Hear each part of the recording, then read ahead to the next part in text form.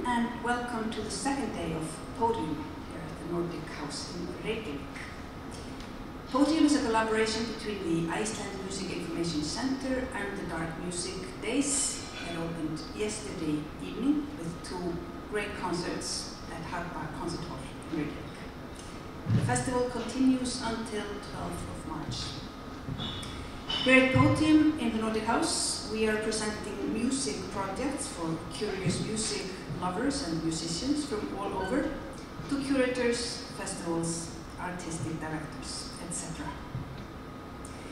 Yesterday we had presentations from 5 composers, which you can see online, and today we will hear about 6 exciting, diverse music projects. The first composer today is Þórunn Gréta Sigurðardóttir, who presents her latest opera Kvok for mezzo-soprano, violin and harp, premiered last year. Þórunn Gréta studied composition in Reykjavík and Hamburg.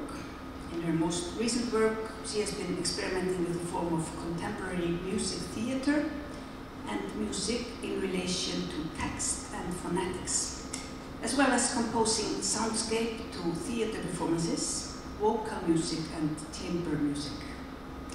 Þórunn Gréta is with us here today, and I would like to welcome you, Þórunn, on stage. And my first question is in relation with the sound world of your opera. Violin, harp and mezzo-soprano, why did you choose that sound world? I didn't really choose it. I was commissioned originally by Reykjavík Art Festival to compose a piece at that time for bass singer and harp and violin. So this combination comes from this commission, and then later in the progress, this poetry book came into the project, and yeah. Mm-hmm. But this is actually what started the process. So the opera is based on this, like a song cycle or a medley, I think you called it. Yeah. From 2015. Yeah. For Kristín Sigurðsson, a bass baritone, and then it turns into a mezzo-soprano role. Yeah. And I forgot to mention, of course, that the opera is based on this book of poetry by the acclaimed author, Icelandic Kristín Eiríksdóttir. Yes. And were you in close contact with her during the process? I happen to know her personally, but shortly after the book was released, I heard her read out loud from the book. And that was actually what kind of turned on the thought about music in this text. It's very rhythmic. It's extremely rhythmic. So I don't know if I would have only read the book. Maybe it would have clicked so like dramatically in my mind. But hearing her reading it out loud made the music become alive, I think. Yeah. That was the first like spark in this process. Exactly. Are there any? I mean, it was premiered in 2021, and it was cancelled, of course, as every art project in the world. 5 times something. Is there any other operas in the making that you would like to tell us about? Yeah, I'm allowed to tell you about the next opera project because it was announced 2 days ago. We managed to find a new opera, and it's also Kristín will be. Eftir að atburðirnir gerast, eftirköstin af ástinni, ástleysinu.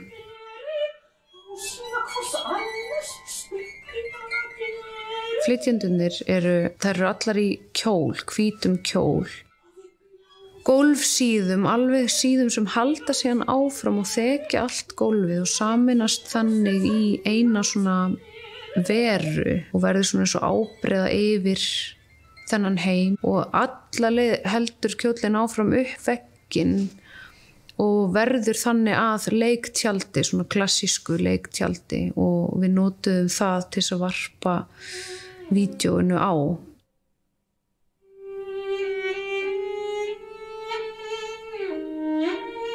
Við unnum með elementin í myndmálinu, eld og ís.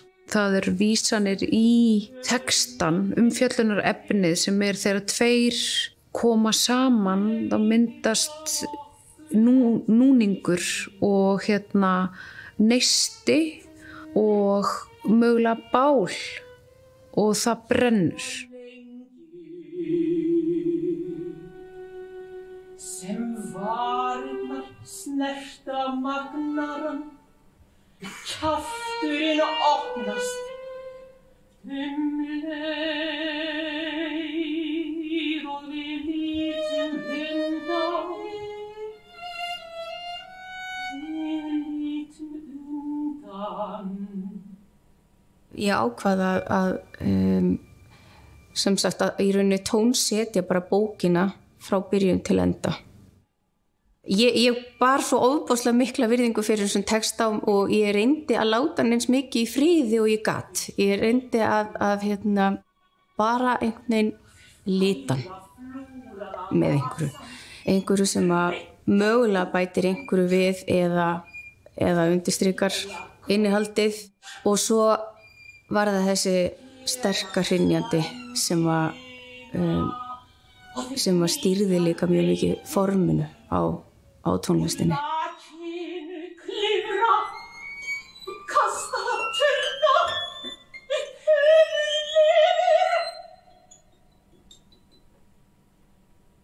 Og þið segja við vitum ekki neitt, eins og missa grjót í vatn, ekki neitt.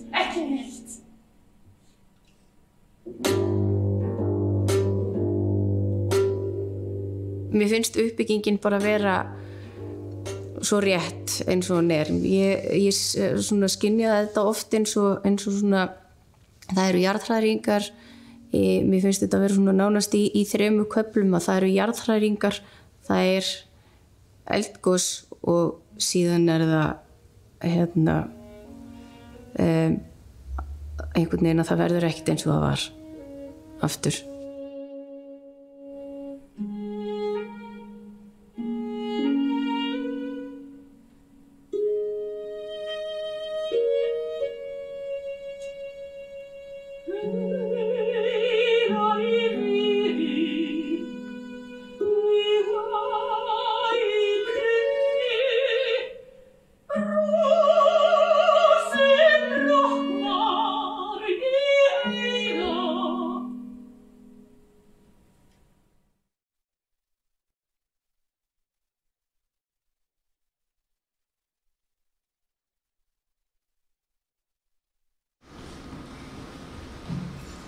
This was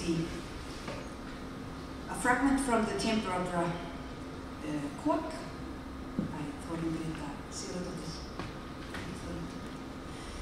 Next on stage is Gunnar Karl Másson, composer.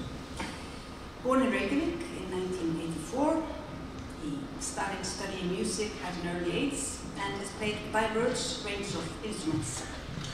He studied composition in Iceland and Denmark with Tryggvi Baldvinsson, Úlfar Ingi Haraldsson, Bent Sørensen, Hans Abrahamsen, Juliana Hodkinson, Jeppe Just Christensen, and Niels Rosing Sjó.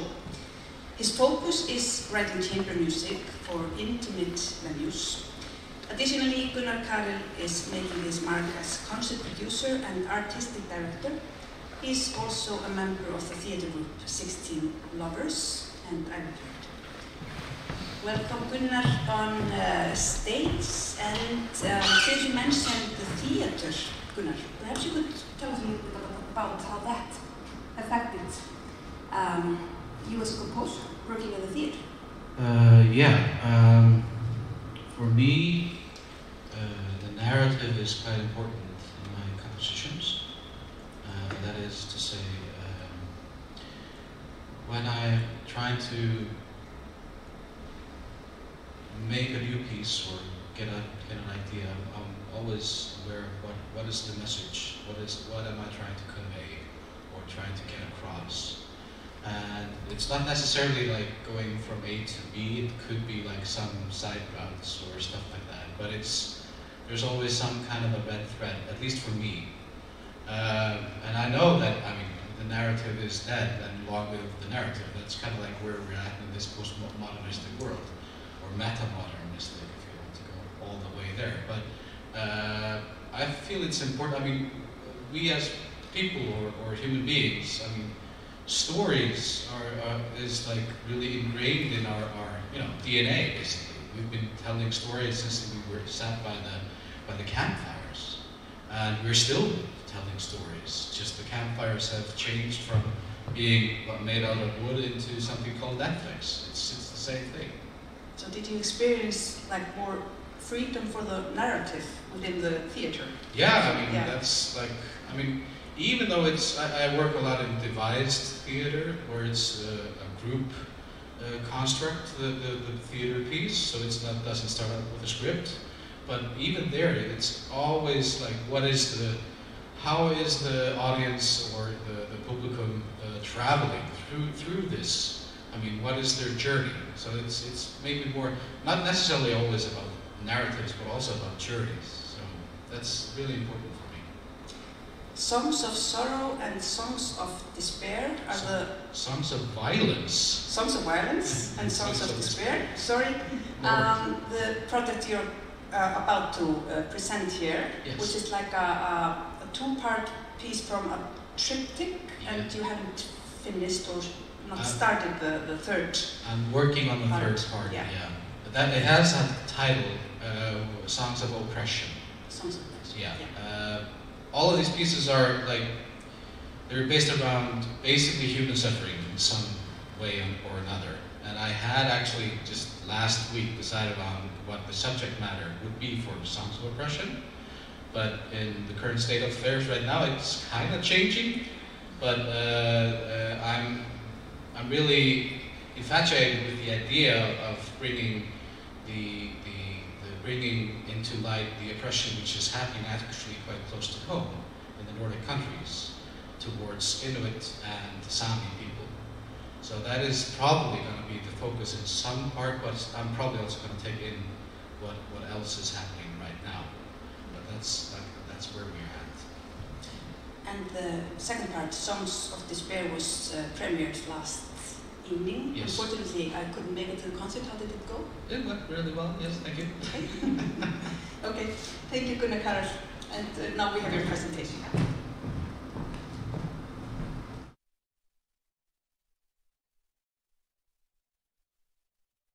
I have to put out my cigarette. Well, you can step on out now. I don't have to step out of my car. Step out of the car. Why am I... Step out of the car. No, you don't have the right. Step out of the car. You do not have the right to do that. I do have the right. Now step out or I will remove you. I refuse to talk to you other than to identify myself. Step out or I will remove you. I am getting removed for a failure. Step out or I will remove you. I'm giving you a lawful order.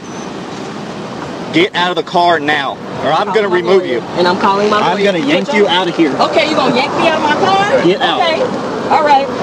25. Let's do this. Yeah, we're going to. Yeah, don't touch me. Get out of the car. Don't touch me. I'm not under arrest. You don't have the right to take You me out are of my under car. arrest. I'm under arrest for what? 25, for what? 7 County FM 1098, just For north what? of 290, send me another unit. Get out of the car. Another unit, FM 1098. Get out of the car, now! Why am I being apprehended? You trying to give me a ticket I for said your failure? get out of the car. Why am I being apprehended? You I'm just giving you a opened my lawful car order. door. You just I'm opened going my to car drag you door. out of here. So you threatening to drag me out of my own car? Get out of the car! The pieces that you will be hearing at Dark Music Days is actually, you're hearing a beginning of a cycle, well, of a triptych. I've made 2/3 of that. One, Songs of Violence, which was premiered in Skálholt here in Iceland in the summer of 2020, which is written for a toy piano and a soprano singer. And it was premiered by the performers who will be performing that at Nordic Music Days now in 2022. The texts I was using for Songs of Violence are all derived from the last words of black members of the community in the States who died in the custody of the police. As during the spring of 2020, the Black Lives Matter movement had gained quite a momentum and into the summer, and even though it seems maybe a bit strange, or no, not necessarily strange, but more, why should a white privileged person living in Iceland comment on that? Well, it's not a comment, so to speak. These are lamentations. I need those events which were happening and are still happening and have been happening for way too long. They moved me, and that is what you need, in my opinion, to work with, or to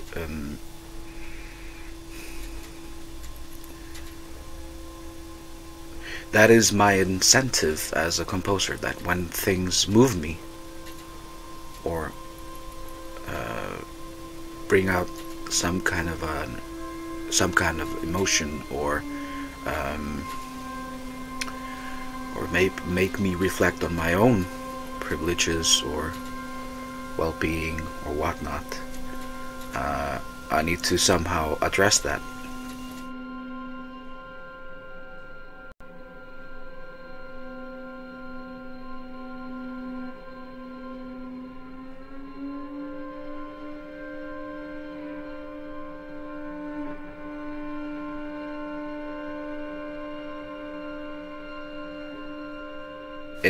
Instead of trying to write some convoluted poems, or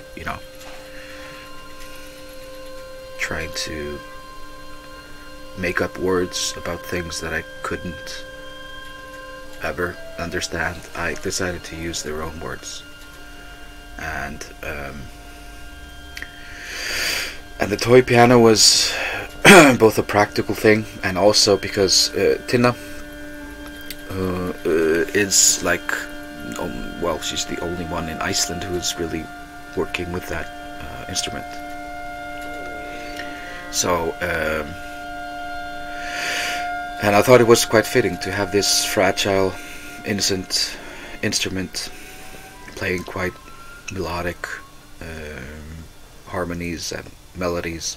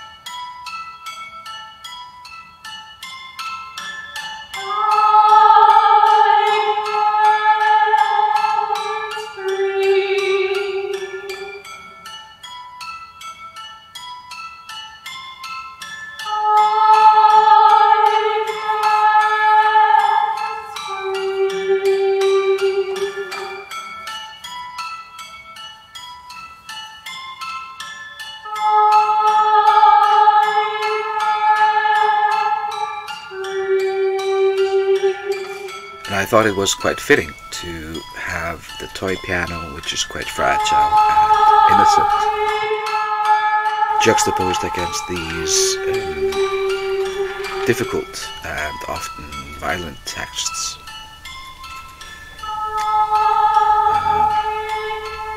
As added contrast to this difficult subject matter. And maybe also to distance myself somewhat from it, because in my experience, adding sugar to honey, so to speak, or putting salt on bacon doesn't really give the best results. It's often, well, two good things do not necessarily make one better thing. So I wanted to have some kind of an layer, an extra layer to the texts and to the context of the piece. Songs of Despair is the next part. So the first part, Songs of Violence, which was based on around black persons, black citizens in the States being killed in the custody of the police, and Songs of Despair is based around letters I found in an archive, an online archive.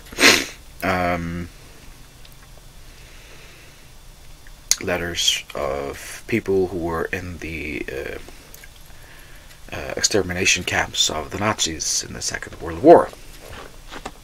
Again, quite heavy texts in many respects. It's of course a different thing to use texts which were basically composed or written down rather than spoken out of desperation, so to speak, even though it's called Songs of Despair. So I tried to, I gave myself a little bit more room to bring out the maybe not the meaning, but at least some kind of a red thread throughout these songs. But always using their own words, not putting any of my own into it. So the texts are quite straightforward, like "Mama, I love you," "Say hello to this and him," you know, "We are all dying here," stuff. You know, it's quite heavy in many parts. Some have some hope in them, and others are just quite bleak. And because again, I didn't want to add like the same layer to this, I wanted to make it a little bit more interesting. I decided to go into a totally different direction with the music compared to Songs of Violence. So in Songs of Despair, the music is played by a prepared piano, and so some of the notes are prepared, either overtones, that is, so they're playing, you know, fifths and eighths and stuff like that, or stopped, so they don't really make a sound, just like a thud, more of a percussive effect. And the material is completely 12 tonal serial music, actually, also for the singing voice. So it's quite far from Songs of Violence, but it's also because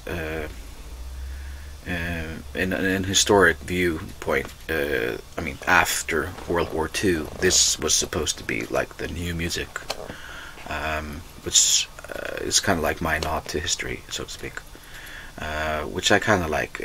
I like trying to draw things from the past and bring them into the light again, and this is one of the ways to do that, even though of course 12-tone music has been going on for a long time.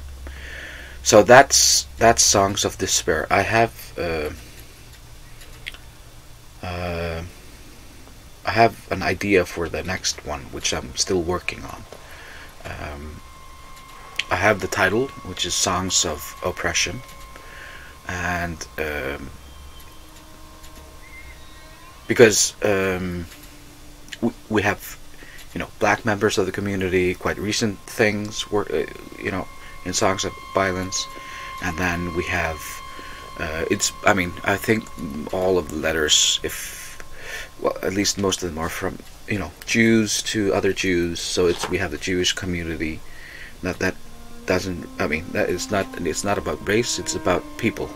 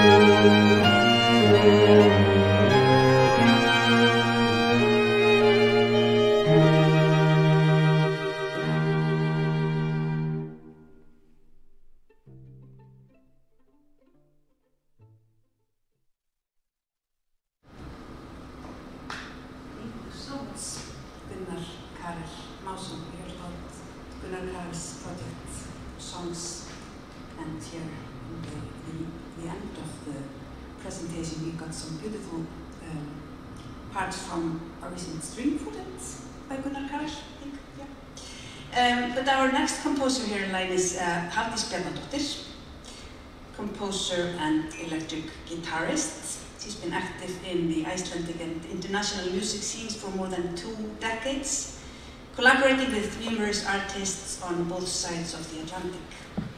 Hafdís combines her training in jazz and classical music with her interpretation of the sounds of life to produce music that has been described as both comforting and challenging at the same time. Her past projects include an orchestra piece made with knitting instructions, various musical jazz big band and chamber ensembles, 3 critically acclaimed solo albums and various commissioned pieces. Hafdís, I would like to welcome you here on stage. Nice to see you. Tell us a little bit about the, because I know here you will present some recent compositions for chamber ensembles and jazz big bands, like a fusion. Yeah. Yes. Can you tell us a little bit about the selection of pieces we're going to get acquainted with? Yes, yes. They all have that in common, that I'm using both my experience from the jazz and rhythmic world and contemporary classical world, and that's where I feel most at home, if I'm honest. I'm like a tree with deep roots in the rhythmic world, and my top is in the contemporary world. And I feel like, yeah, that makes me what I am. the tree that I am. When did you find out about this? That I'm a tree. That you were a tree, yes. That was a tree, yeah. Just now. No. Well, yeah, I have, I just, music like this that mixes up things is the music that I'm drawn to as a listener myself. And I really like progressive rock from the 70s. And Nicole Lissé is my all-time favorite composer in the world. Hermeto Pascual, who is like Þórunn was talking about, he uses words and speech patterns in his music, for example, and is a jazz musician. And, but you're, I mean, but this is not crossover music. We wouldn't think about it as crossover. I don't know.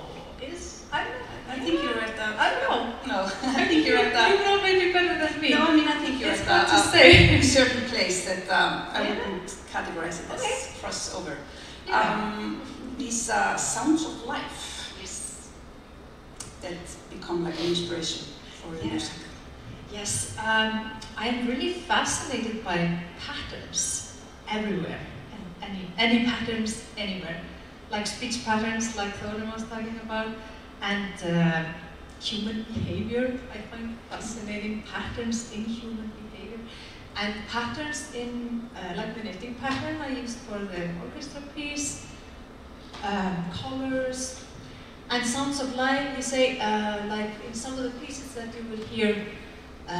There are some wind sounds, and I really like how the wind makes dynamics, and sometimes it makes tones really beautifully. Bird sounds, just anything, yeah. Anything can become music if you try. Thank you, Magnus.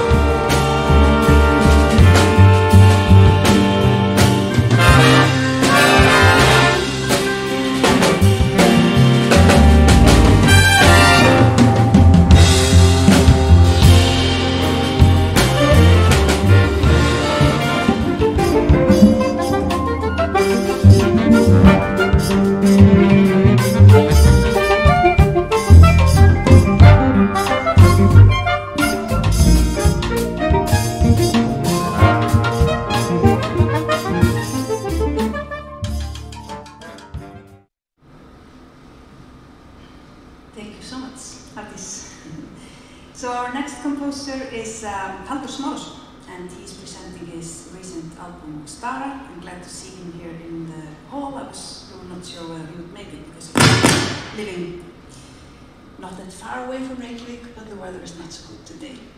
Halldór studied composition in Reykjavík and New York and has worked with artists such as the Iceland Symphony Orchestra, Stuttgart Radio Symphony Orchestra, Orchestre Philharmonique de Radio France, and chamber ensembles, including Ensemble Intercontemporain.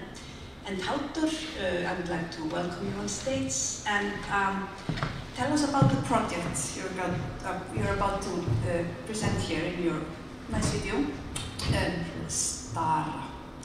Thank you, Indra. Great to see you all. Glad I made it. Yes, I'm glad too. So this is my debut album, which was released in December of 2020, and it was released by and recorded by Sonoluminous Studio in Virginia.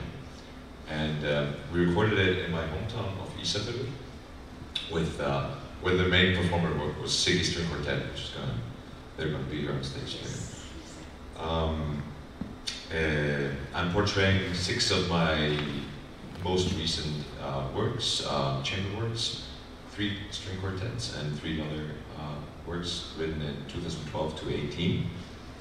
And yeah, and we released it and recorded it in fully immersive audio, like and released by Sonoluminous. And we can talk a little bit about how important that label company has been, for Icelandic contemporary music. Yeah, indeed. Yeah. What's your experience of that? So I had obviously listened to a lot of the CDs that they had already released with the Iceland Symphony Orchestra and other composers, including Anna Þórunn. But I first worked with them on Sæunn Þorsteinsdóttir's album Vernacular, which Sæunn is a cellist. Is an Icelandic cellist, yeah, who lives in Seattle. And I had written a piece for her, as well as other Icelandic composers. And recorded that in Virginia. I was intrigued by the level of professionality and the whole team.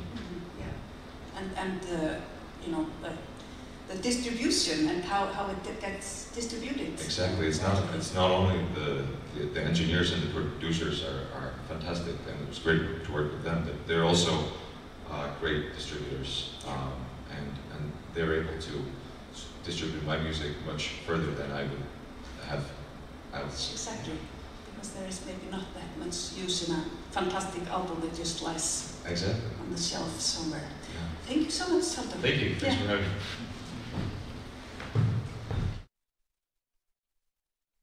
My name is Halldór Smárason, and this is Stara.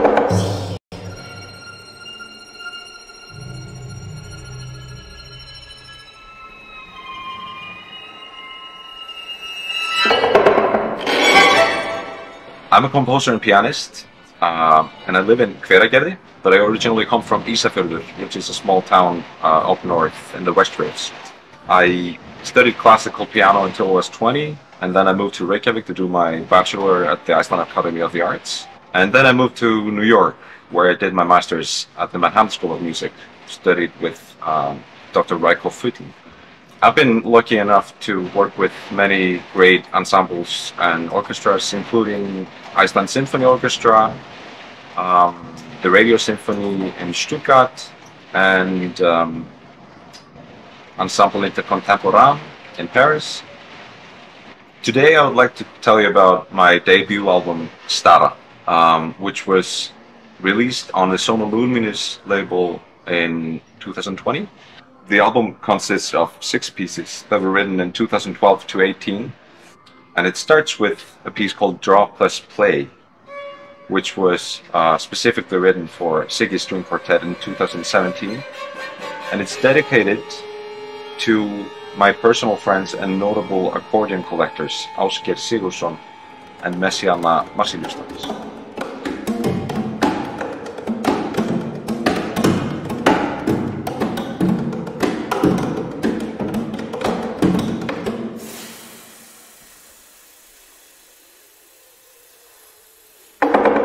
It was recorded by Dan Shores and Dan Mercurio. We recorded Stara in my hometown of Ísafjörður, and we did it in their music hall called Hamrar, which turned out to be fantastic for classical recordings of this size, for the size of 4 to 9 instruments.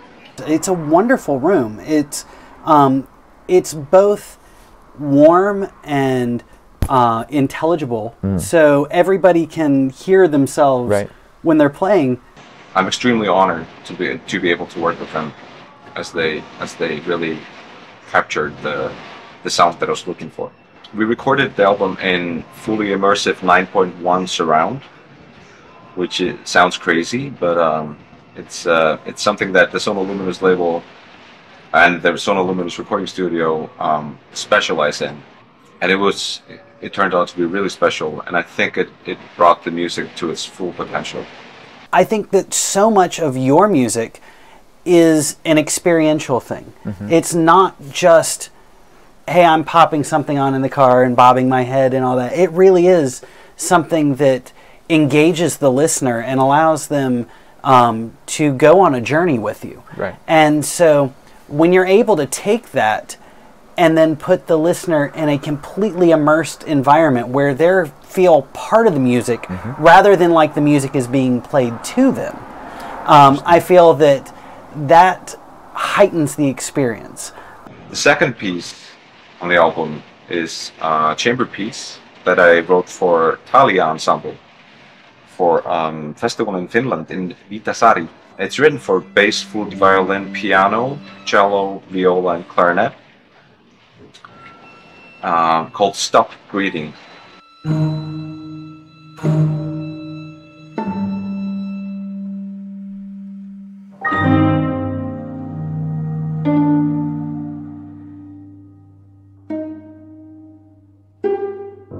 It means a lot to me to go back home to do my first album there. But secondly, it created a special kind of focus for the whole group and the whole ensemble and the whole team around it, which I think would not be possible in a bigger city. So being here, being able to be welcomed here to someplace that you know so well, you know, that you grew up in, that you feel nurtured by, that you feel strengthened by, and to which you maintain a lot of connection, obviously, you know. To be overwhelmed by the hospitality of not only you, but also your family and everyone here has been an amazing experience, to be welcomed into the community and to have the sort of the musical and the personal experience of being here with you. Thank you. I mean, that's very real. Thank you, man. And we did it in June when the sun didn't set at all. What's going on here? It's daytime all the time. So it was a really remarkable time to be there as well, for both for the Icelanders and also for the recording team. It gets warmer at night. Like, I mean, except for it's not really night. Welcome. And I chose to work with Sono Luminous, both because of their recording skills and their amazing records that they've already made with the Iceland Symphony Orchestra and other Icelandic artists that I've heard of, because their label is really strong and they are great distributors. And they were able to bring my music to a much larger audience than I would ever have been able to. The third track on the album is the title track, Stara, which is a piece that I wrote back in New York in 2012. It's the oldest piece on the album. It's dedicated to my mother, who turned blind about 15 years ago. And Stara is the Icelandic word for staring.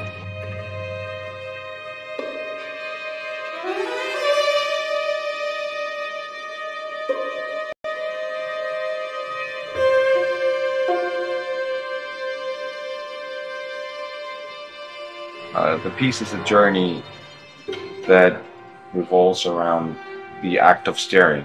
When you fall into a trance and you can't stop staring at a certain point, and then you go back to reality. I genuinely enjoy not just having the composer there, but having you there. I mean, from the beginning there was a real connection, and that only heightens the entire experience, you know, and makes it that much more worthwhile, and I believe tangible to the listener at the end result. The fourth piece on the album is called Sculpture 1, And it's the shortest piece on the album for guitar and electronics, written in 2013 for Gulli Björnsson, an Icelandic guitarist who was studying at the Banham School of Music at the same time I was.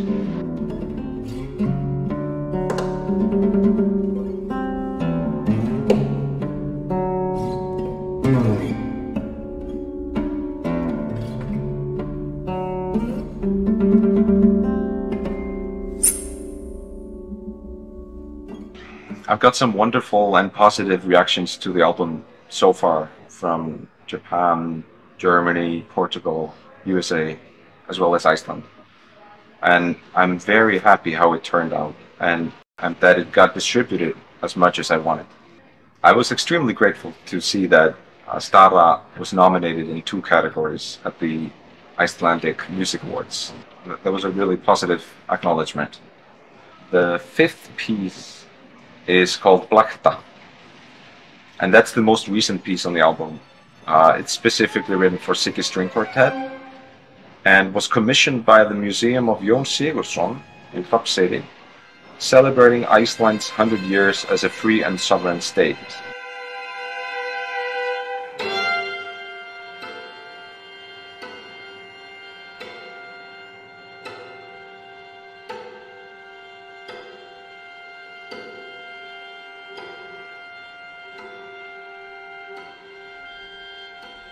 Blakta, it's a verb, something that's fluttering in wind. So I'm imagining the Icelandic flag fluttering in different wind and weather conditions. So the performers on the album are, as I said before, Siggi String Quartet, a great professional string quartet that consists of Una Sveinbjarnardóttir, Helga Þóra Björgvinsdóttir, Þórunn Ósk Marinósdóttir, and Sigurður Bjarki Gunnarsson. And I've worked with them a couple of times before, and they're just a fantastic group. Other performers on the album are Emilia Rós Sigfúsdóttir, flutist, Geirþrúður Ása Guðjónsdóttir, violinist, Gulli Björnsson, guitarist, Helga Björg Arnardóttir, clarinetist, and Tinna Þorsteinsdóttir, pianist. And finally, the last piece on the album is another piece written in New York. It's called At Na, and it's sort of a puzzle where 3 letters have been removed from the puzzle. And it's based on my personal struggle with anxiety.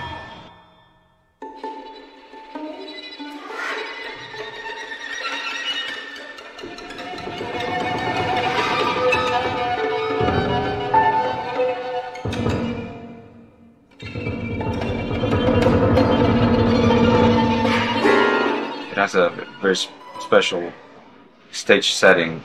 That's so the piano, my instrument, piano is based in the middle, and then the audience is surrounding the piano, and then the rest of the ensemble in a circle on the audience.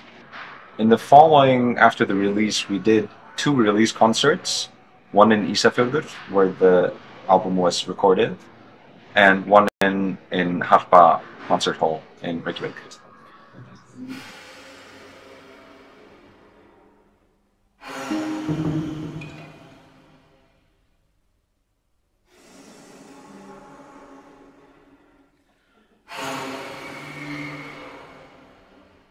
This album enabled me to create a portfolio of some of my best works from the recent years by hiring some of the best musicians that I've ever worked with, as well as a great recording studio and label to help me reach new and broader audience.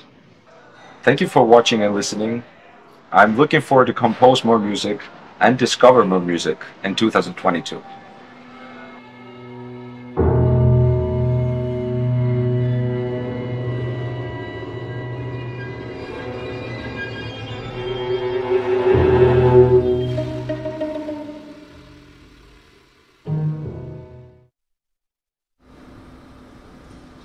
Thank you, Dr. Smárason, for Star. Our next project today is curated by cellist Sigurður Ragnarsson, Icelandic music for solo cello by 2 composers from two different generations, Hugi Guðmundsson and Hafliði Hallgrímsson. Cellist Sigurður Ragnarsson was appointed the principal cellist of the Iceland Symphony Orchestra in 2017. He has enjoyed a wide and diversified career as a performer, teacher, and organizer of various music events. Sigurður is here with us today, and I would like to ask him to step on stage with me. And perhaps, Sigurður, and yes, there will be a concert this Saturday with the music at the Dark Music Days Festival. Why did you want to pair these two composers together? Well, this is an idea that's sort of been in the back of my mind for 15-20 years. The younger composer Hugi Guðmundsson, we were good friends since we were kids and grew up in the same town. And his uncle is the great Icelandic composer Hafliði Hallgrímsson, who was sort of a role model for me also when I was a teenager, because he started out as a cellist and really fantastic career, especially in the UK as a cellist. And when I was a kid, I got to meet Hafliði at his house, and he was very generous towards me. And so this has been an idea that I had in the back of my mind for many years. But then, life happens, and you get caught up in all these different things. And but about 2 years ago, it had nothing to do with COVID. But 2 years ago, I made a sort of a conscious decision that now I'm really going to do this, and sort of. And the result will be, audible in Harpa on Sunday in the concert.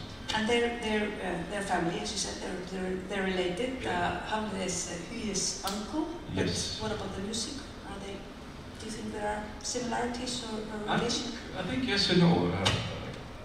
What strikes me, from my point of view as a performer, as a string player, that they write in a pretty idiomatic way for the instrument. They really know the instrument, and which I think is always rewarding. Having spent so many years trying to perfect, how to play, so it's rewarding as a performer. And also the narrative, I think, is quite strong in the music. I really have a sense that they're trying to convey a story. There's a storyline, or maybe you could also say the structure is often quite clear for me. So there are a lot of similarities, but I think maybe in general, his music tends to be a little bit more minimalistic, maybe, if you can use that word. But Hafliði probably a little bit more elaborate, more flourishes. And at the concert, the youngest and the oldest piece is by Hafliði. So exactly, yeah. It gives maybe a nice portrait of his I think so. career. He turned 80 last year and is still active as a composer. So the first piece I'm playing on the concert is his Opus 1, Solitaire for solo cello. And that is sort of a benchmark piece, Icelandic piece for solo cello. And then when I had finally decided I was going to do this project, I got in touch with Hafliði and said, it would be nice maybe to have one more piece from you. And then he said, well, yeah, sure. And because I know he has made a lot of sketches throughout the years, but maybe hasn't published them. So he sort of reworked older sketches and made it into a new piece that I'm going to perform on Sunday, called Solitaire 2. And there were about 50 years between those pieces. So it's 1970 and 2020, 21, 50 plus years. Concert on Sunday, I think I said Saturday earlier, but it's Sunday. Yep.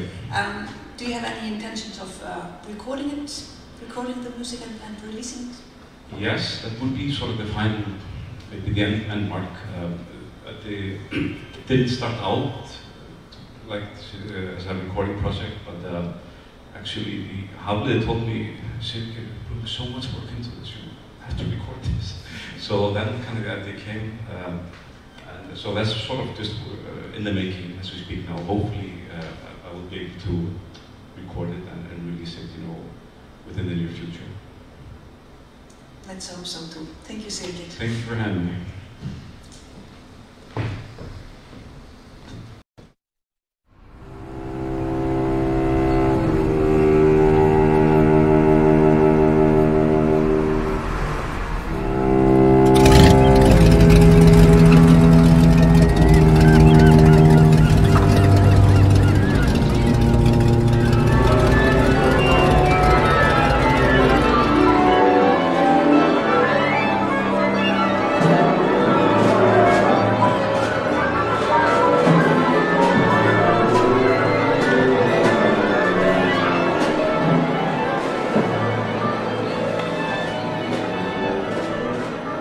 Hello, my name is Sigurðardóttir Ragnarsson and I am the principal cellist of the Iceland Symphony Orchestra here in Harpa in Reykjavík.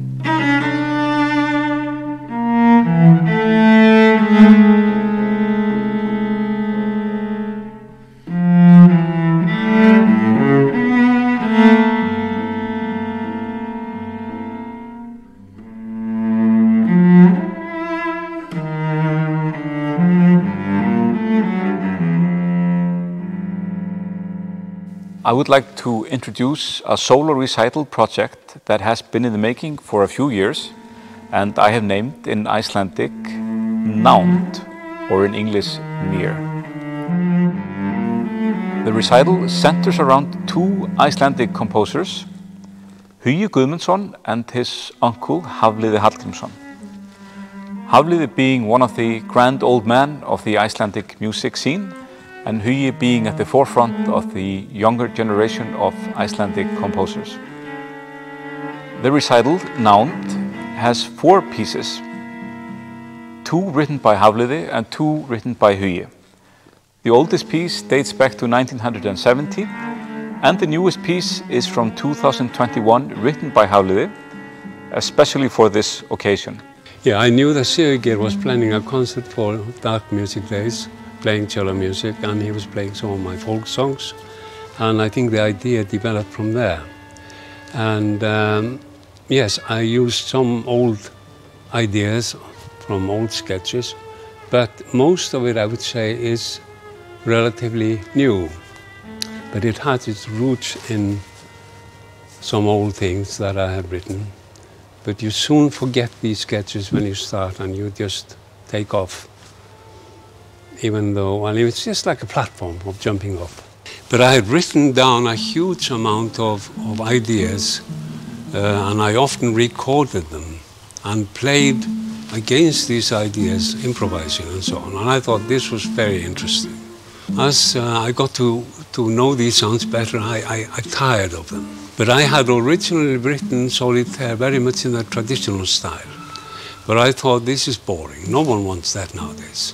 So I had another look at the old first original version and I thought, well, at least this is honest music, so I will work a little bit more on it and play it, and I played it myself several times.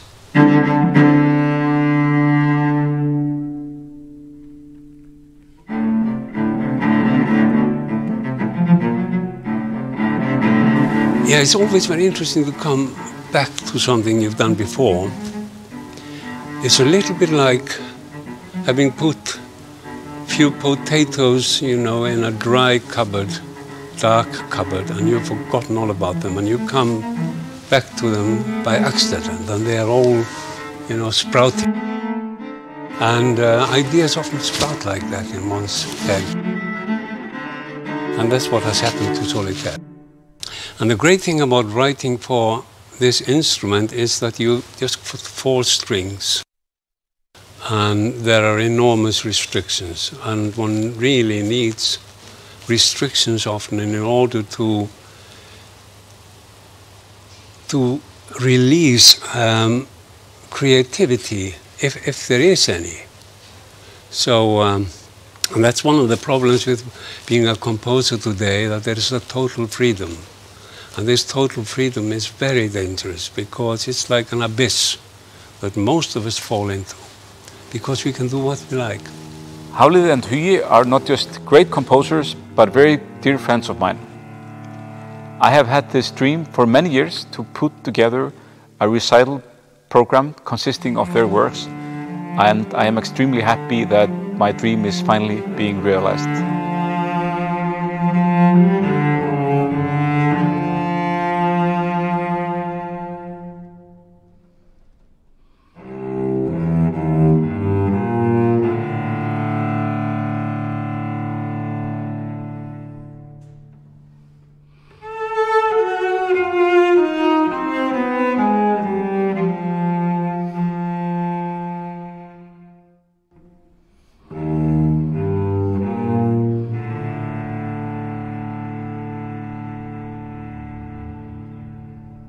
Veris was also commissioned for a special occasion. It was an exhibition at the National Gallery in Denmark of what they call the golden age of Danish painters.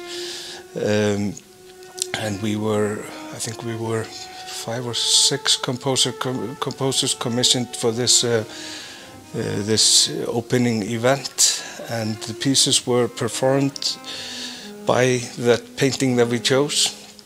And the painting that I chose was called Youth, and the title is Youth in Latin. It is written for interactive electronics and cello, and this so the cellist needs to sort of is recorded, and the sound is manipulated in real time while he's playing.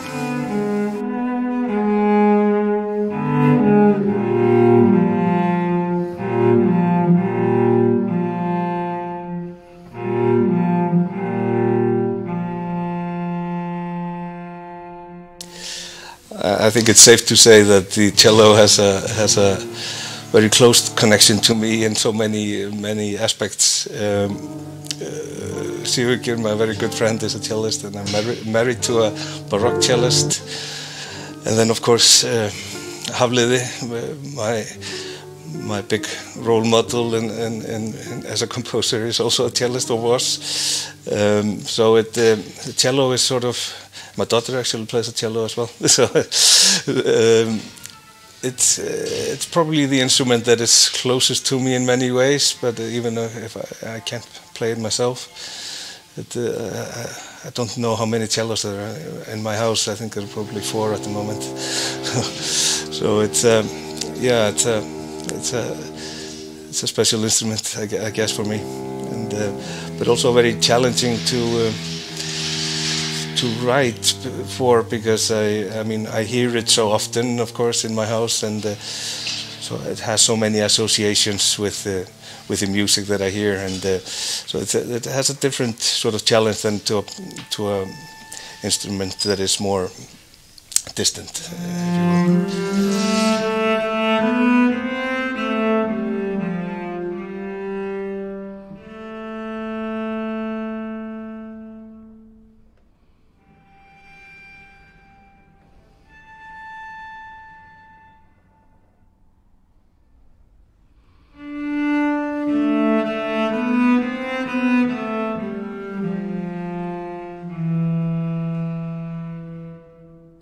Thank you very much for watching this presentation, and I hope it has evoked interest in the beautiful music by Hafliði and Hugi. Your support would mean a lot to me and would help me to make it possible to bring Nánd to audiences around the world.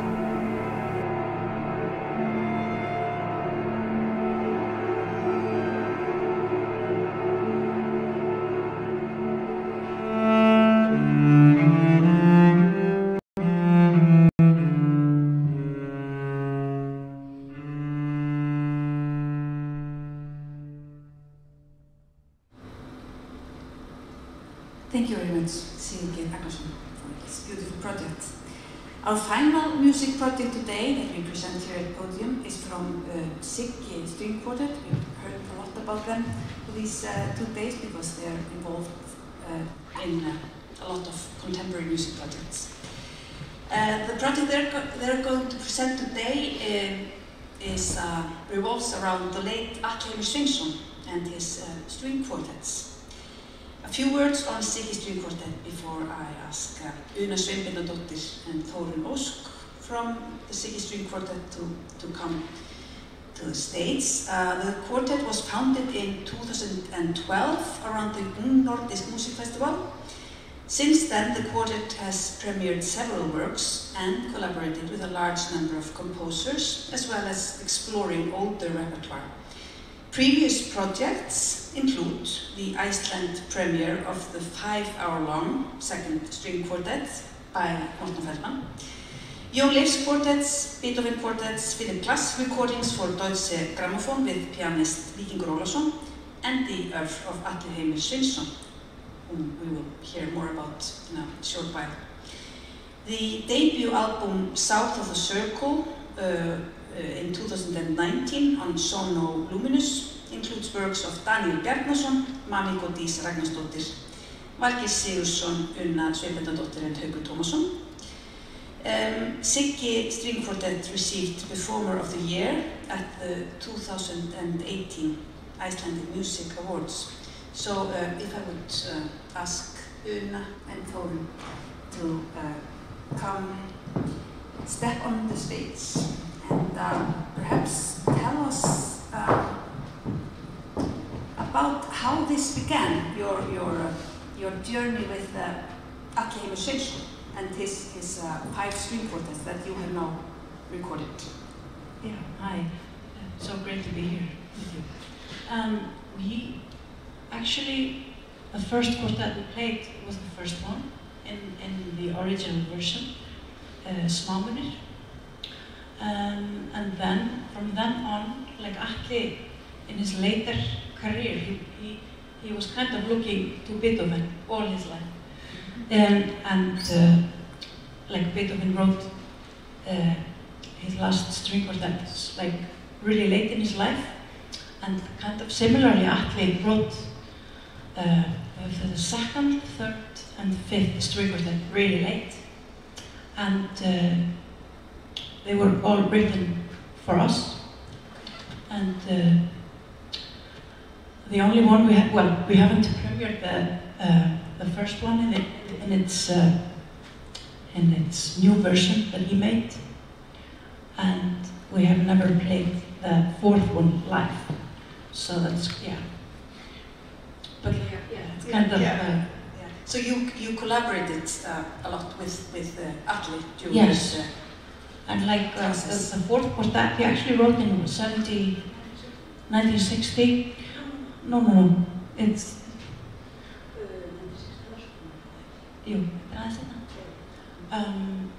Yeah, 74. Yeah, it was actually supposed to be played in 74. And I met Atli sometimes. He was a great friend and mentor to me. I met him in this cafe across from the National Theatre of Reykjavík in Hverfisgata, across from Þjóðleikhúsið. The cafe is called Grái Kötturinn, and that's where he brought the score to the fourth quartet, which has never been played, and was like our sacred score, and yeah, it's been quite a journey, and I wish he was still here with us, and yeah, he had an amazing career. He studied in Germany at the same time as Stockhausen and Zimmermann in Cologne. He was a real he was an icon in Icelandic music and a pioneer in many ways. He was the founder of this festival, Dark Music Days, and a great person in Nordic culture. So you have in 2020 you brought this music to the recording studio, and this album will be released later this year, and will be followed by some concerts where you will pair perhaps Atli's music with contemporary music. Yes, when we were, when we realized we've actually premiered all of those quartets, except for the first one was premiered by Reykjavík Chamber Orchestra, old recordings, but this version of it is new and still has to be premiered, and the fourth one, like she mentioned, which I realize now is 1982, right? It's next year to Morton Feldman's. It's a similar. Right here. Yeah. It's a similar. You can feel the atmosphere of the quartet because it's of the era, because it has the same sort of minimalism. And what is interesting about doing the whole project is that it covers his whole life as a composer. It's from 1960 to 2008, 50, yeah. And when, you know, we had always thought we would record the whole thing, but the opportunity sort of came into our lap with COVID, because concert got cancelled. Every time something got cancelled, we called a recording engineer and we said, we'll do the next one in a week. And then, so yeah, not everything is bad. There was, sorry, yeah, just one more thing. We were supposed to play the Iceland Music Quartets in this festival, but we just had a baby. With a quartet had a new baby like 2 weeks ago. Our second violinist, Helga Þóra. So, yeah. Congratulations on your new baby, Sigurðardóttir Quartet. Thank you. Thank you so much, Una and Þórunn. And now we will have your presentation on Iceland Music Quartets.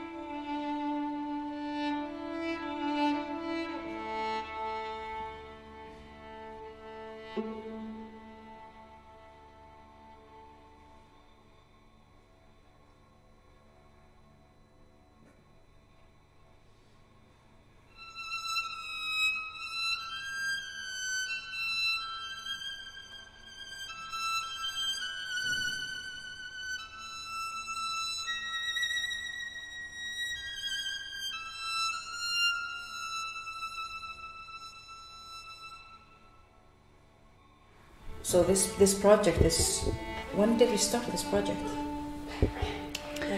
And didn't we play the second quartet in 2014? I think so. Yeah, we were supposed to do it in 2014. Yeah, it got postponed, yes. We did it in January 2015. That's right. In a thunderstorm. Got postponed, not COVID postponed, but you know, weather storm. Postponed. Yeah. So.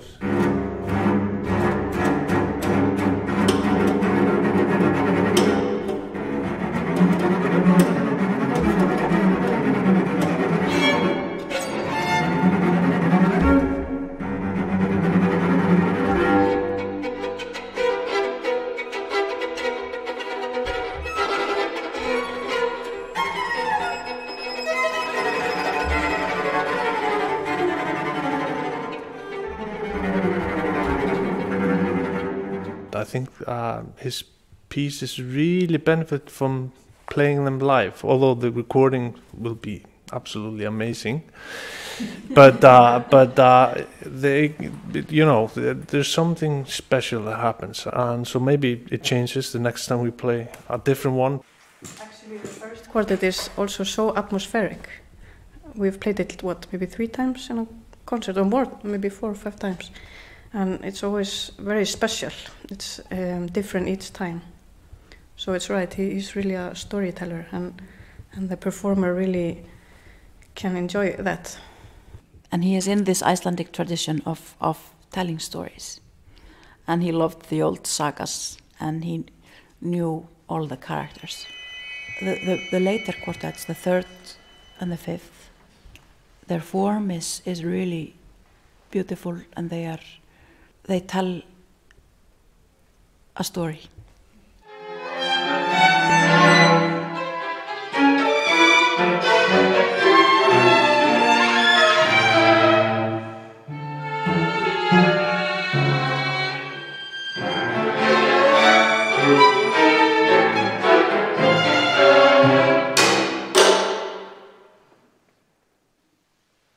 It was such a nice experience to record all these 5 string quartets, and what stands out is how different they all are, and they expand 50 years of his life in Icelandic music.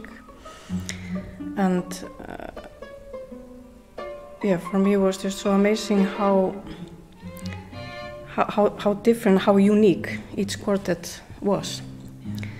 And you had to, it was like a new world you have to enter, with each quartet. He was in general a very versatile composer, And he composed, of course, his catalogue is endless, with chamber music, solo pieces, theatre music, operas, symphonies, big, huge symphonies.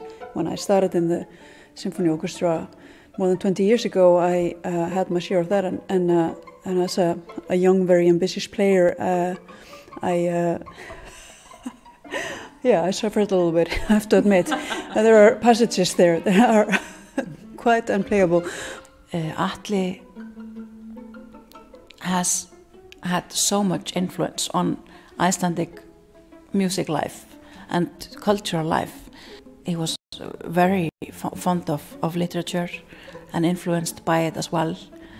And he was this big personality.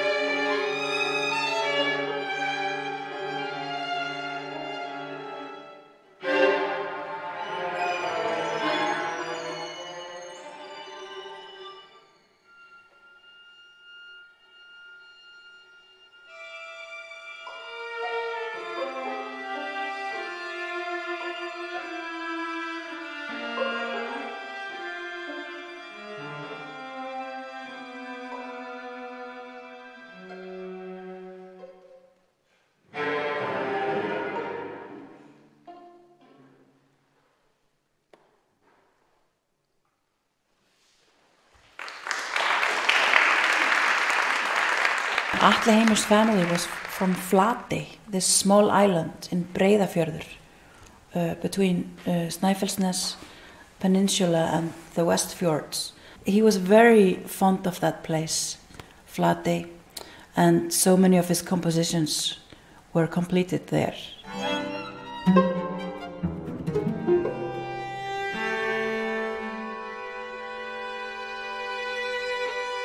With Atli and his versatility, I think also in Icelandic music life, because he has been teaching also a lot, and all the young composers that are now writing, a lot of them were lucky enough to meet Atli and learn something from him, and his influence goes beyond, of course, learning directly from him, also just the impact he had on Icelandic music. He was the founder of Dark Music Days in 1980,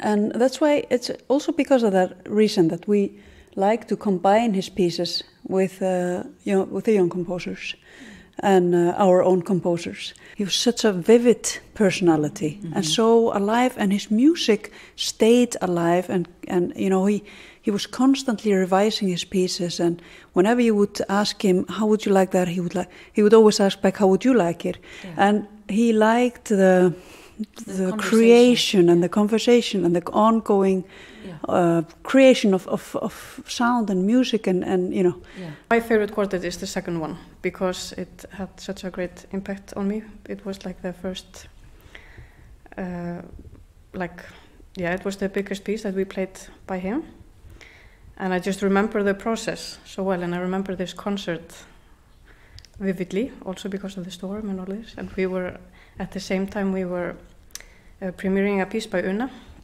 There's a famous story about Atli getting the score of Shostakovich's last string quartet in a basement in Moscow and smuggling it to Iceland. Yes, exactly.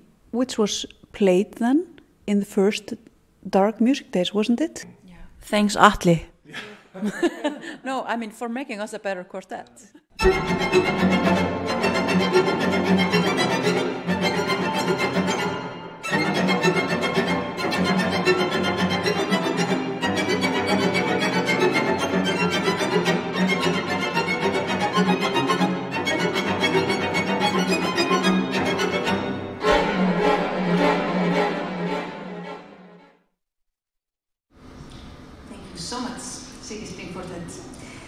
This was the final music project of PODIUM. We've been here for 2 days getting to know diverse music projects, contemporary Icelandic music, And the recordings from both yesterday and today will be accessible on the webpage of the Dark Music Days and later on the Iceland Music Information Centre webpage, where you can find a lot of the sheet music from projects that have been presented here. We will continue enjoying Dark Music Days, but we say goodbye here from the Nordic House in Reykjavík.